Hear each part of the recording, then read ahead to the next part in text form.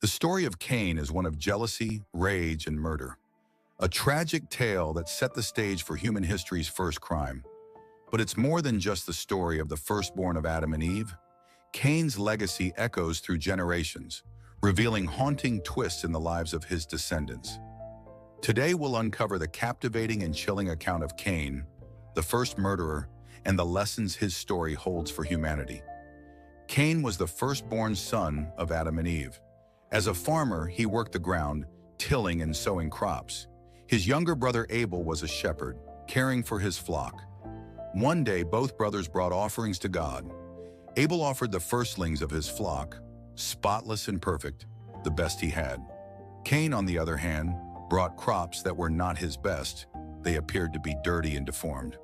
In a spectacular display of power and might, God accepted Abel's offering, consuming it with heavenly fire, but rejected Cain's offering, leaving it untouched. This rejection ignited a fire of jealousy in Cain's heart, a jealousy that quickly turned into rage. One day, as they worked together in the field, Abel's sheep wandered onto the land Cain had just plowed. Angry, Cain confronted Abel. Cain, angrily, "Why do you let your sheep graze on my land? What's your problem with me?" Abel, calmly, "Why are you so upset? You eat my sheep's meat and wear their wool. If you want me to leave, repay me for what you've taken." Cain's anger boiled over. He accused Abel of provoking him, and when Abel reminded Cain that God would see and judge any evil actions, Cain was enraged. In a moment of fury, Cain, clenching a farming tool in his hand, struck Abel on his head.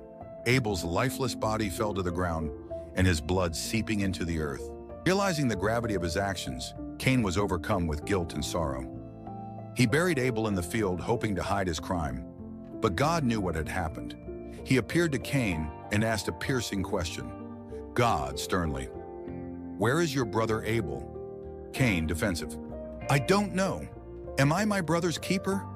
God, angrily, "What have you done? Your brother's blood cries out to me from the ground.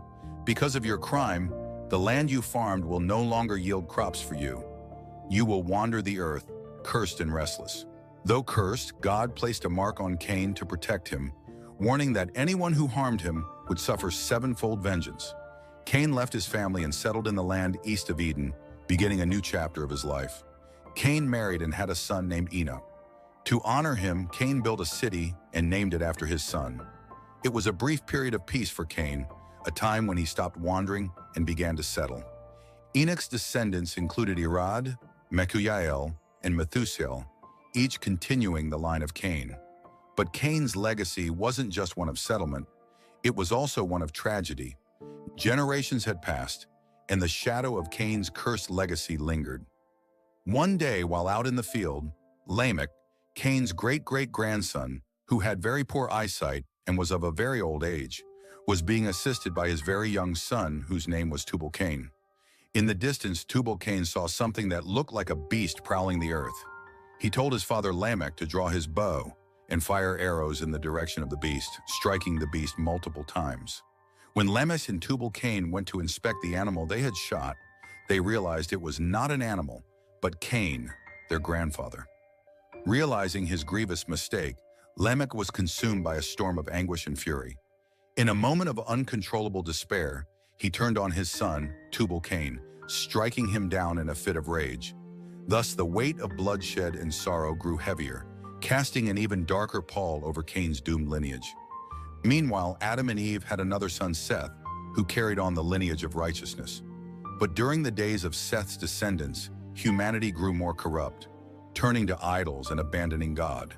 The earth itself seemed to rebel, producing thorns and famine, mirroring the corruption of its inhabitants. Canaan, a wise man and descendant of Seth, foresaw a great flood that would cleanse the earth. He recorded his knowledge on stone tablets, warning future generations of the consequences of sin. Cain's story is not just about the first murder, it is about the ripple effects of sin, jealousy, and anger across generations.